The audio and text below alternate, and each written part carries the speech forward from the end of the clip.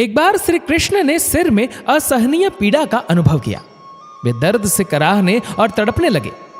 कई उपचार के बाद भी आराम नहीं मिला। तभी वहां नारद जी पहुंच गए तथा दर्द की औषधि कहां मिलेगी इसकी जानकारी श्री कृष्ण से ही प्राप्त की। श्री कृष्ण ने कहा कि मुझे अत्यधिक प्रेम करता हो उसकी चरण धूलि ही इसकी औषधि है। मैं उसे सिर पर लगा लूंगा तो दर्द का निवारण होगा। नारद जी सभी रानियों से चरण धूलि मांगी, परंतु सब ने नरक के भय से अपने पति को चरण धूलि देने से मना कर दिया। संत शिरोमणि नारद जी ने भी चरण धूलि नहीं दी। नारद जी प्रभु के सभी लोकों में सभी भक्तों के पास गए, परंतु सभी ने यह कहते हुए मना कर दिया कि हम अपना प्राण उनको दे सकते हैं, परंतु उनके सर पर लगाने के लिए चरण धूलि कदापि नहीं दे सकते। अंततः श्री कृष्ण ने उनको ब्रज में गोपियों के पास जाने की सलाह दी। नारद जी गोपियों के पास गए और सारा वृतांत सुनाया।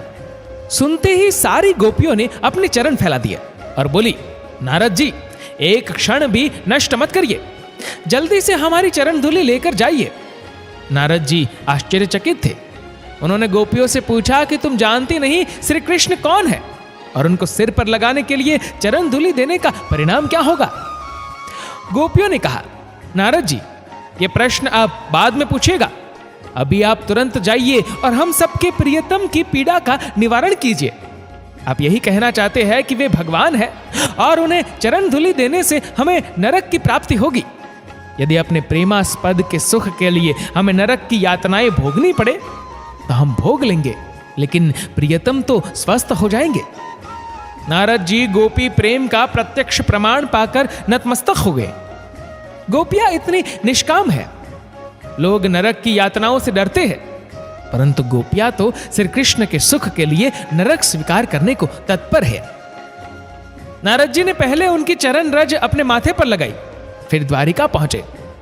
जब रानियों ने गोपियों के निष्काम प्रेम की कथा सुनी तब उन्हें गोपियों के प्रति श्री कृष्ण के असीम अनुराग का रहस्य ज्ञात हुआ। एक बार श्री कृष्ण अपनी रानियों के साथ गंगा जी में स्नान करने सिद्धाश्रम गए। संयोगवश वहां श्री राधा रानी भी उसी समय अपने हजारों सखियों के साथ गंगा स्नान करने पहुंची। रुक्मणी जी ने श्री राधा रानी के अद्भुत सौंदर्य के बारे में सुना था। जब उन्हें यह पता चला तो वे राधा रानी से मिलने के लिए उत्सुक होने लगी। उन्होंने श्री राधा रानी को अपने परिसर में आमंत्रित किया, जिसे श्री राधा रानी ने स्वीकार कर लिया। जैसे ही श्री राधा रानी ने रुक्मणी जी के परिसर में प्रवेश किया तो सभी रानियां उनके रूप माधुर्य तथा आभा को देखकर स्तब्ध रह गई। उन्होंने सहर्ष श्री राधा रानी तथा सखियों का स्वागत किया। तब रुक्मणी जी ने श्री राधा रानी से एक प्रश्न किया। सभी रानियां तथा गोपियां श्री कृष्ण को अपना प्रियतम मानकर प्रेम करती है, क्या तुम्हें उनसे ईर्ष्या नहीं होती? श्री राधा रानी मुस्कुराई तथा बड़ा ही सुंदर उत्तर दिया।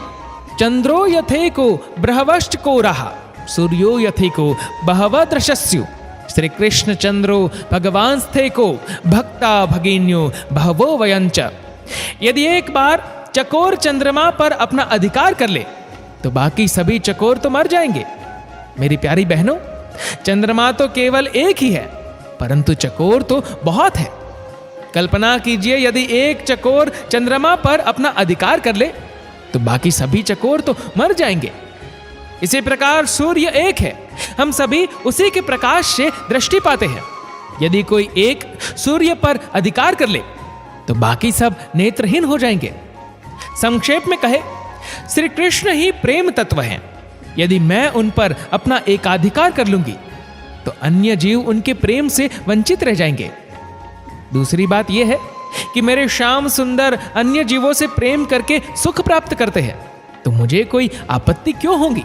इन उदाहरणों से अब आप ये समझ गए होंगे कि माइक प्रेम की तुलना श्री राधा रानी व गोपियों के प्रेम से नहीं की जा सकती। दोस्तों, इस वीडियो को लेकर आपकी क्या राय है नीचे कमेंट करके जरूर बताएगा। और अगर आपको ये वीडियो अच्छा लगा हो तो इस वीडियो को लाइक करेगा, शेयर करेगा ज़्यादा से ज़्यादा लोगों तक। और ऐसी ही और भी पौराणिक कथाओं के लिए सब्सक्राइब करें हमारे यूट्यूब चैनल को और फेसबुक पर फॉलो करें हमारे पेज को।